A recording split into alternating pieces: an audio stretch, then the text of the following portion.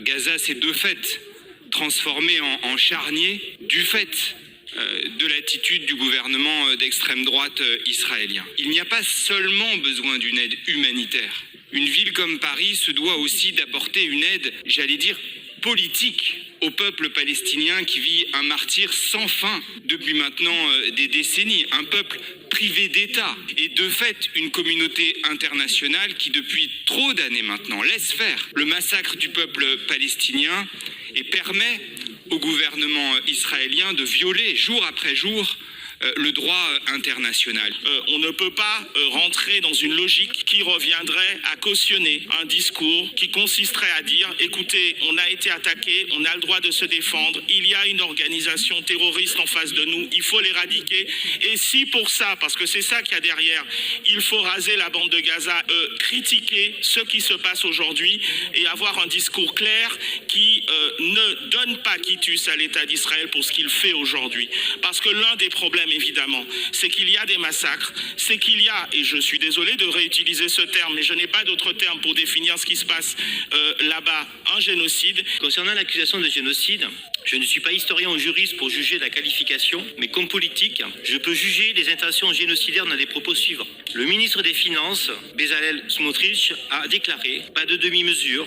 Rafah, Der al-Balala, Nuseirat, annihilation totale. Tu effaceras le souvenir du peuple d'Amalek de tous les cieux. La ministre de l'Égalité sociale d'Israël, Maï Golan, a déclaré « Nous les frapperons là où ça fait mal.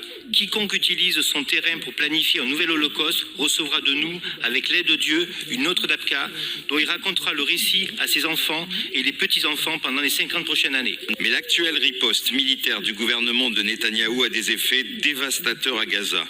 Aujourd'hui, les chiffres font frémir. On compte 44 000 victimes à Gaza, dont 60% étaient des enfants, des femmes ou des personnes âgées. Nous restons aux côtés des Palestiniens de Gaza qui subissent de la part de Netanyahou des attaques meurtrières. De revenir sur la situation dramatique à Gaza, redire notre préoccupation énorme sur ce qui se passe sur ce territoire-là. Je suis membre du groupe d'amitié France-Palestine au Sénat et nous avons eu l'occasion d'auditionner récemment les équipes de Médecins sans frontières qui interviennent sur place.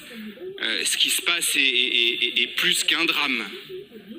Gaza s'est de fait transformé en charnier du fait de l'attitude du gouvernement d'extrême droite israélien. Et donc, il convient que la ville de Paris soit bien sûr au rendez-vous de la solidarité, qu'elle puisse fournir une aide humanitaire, c'est essentiel et il n'y a pas seulement besoin d'une aide humanitaire. Une ville comme Paris se doit aussi d'apporter une aide, j'allais dire, politique au peuple palestinien qui vit un martyre sans fin depuis maintenant des décennies, un peuple privé d'État.